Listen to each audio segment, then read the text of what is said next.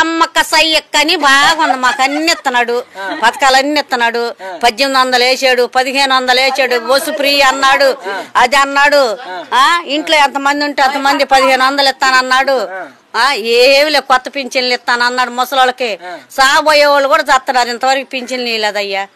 అది సంగతి కాదమ్మా. మరి ఇప్పుడు జగన్ గారు అప్పుల పాలు చేసిపోయారంట కదా, రాష్ట్ర పాలు చేశారు అంటే మట్టుకే ఊరుకునేది లేదు. మరి అప్పులు చేయకుండా ఎలా ఇచ్చాడమ్మా ఆయన? కాదు, ఆయన అప్పులు చేస్తే ఈయన పనోడు తీర్చడానికి వచ్చాడు.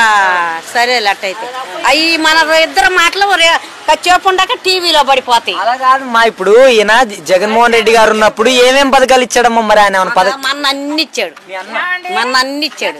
మా తమ్ముడు అన్ని ఇచ్చాడు. ఏమేమి ఇచ్చాడు మా జగన్మోహన్ రెడ్డి గారు? 18,000 వేసాడు, పిల్లోడు అమ్మోడు వేసాడు, అన్ని వేసాడు. బోలైన వాళ్ళకి బో పెట్టాడు. అన్ని డబ్బులు ఇచ్చి జనాల్ని సోమరిపోతులను చేసుకుంటూ వచ్చాడంట ఆయన.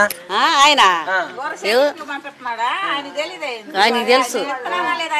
ఉచిత బస్సు సంగతి ఏంటంటారమ్మా? ఉచిత బస్సు వేసాడు, హైదరాబాద్ దాకా వేసాడు. మా ఊరు నుంచి హైదరాబాద్ దాకా మేము రావటమే.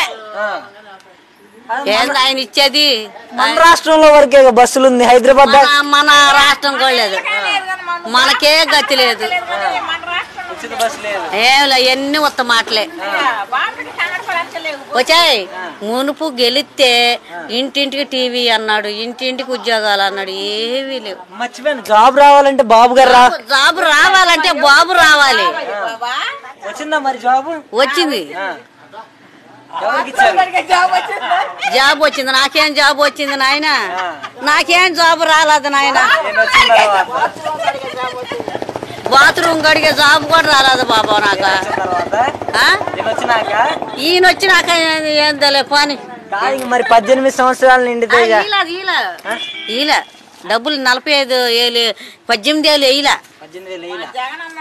కొంచెం సమయం ఏమంటున్నాడు కదా, కొంచెం సమయం ఇచ్చేది ఆయనకి. నా సమడం ఇంకేం సమయం ఇచ్చేది? సమయం ఇస్తే ఇస్తాడంట. ఇప్పుడు సంవత్సరం మేము అధికారంలోకి వచ్చాయింది, జగన్ అన్ని అప్పుల్లో కూర్చిపోయాడు.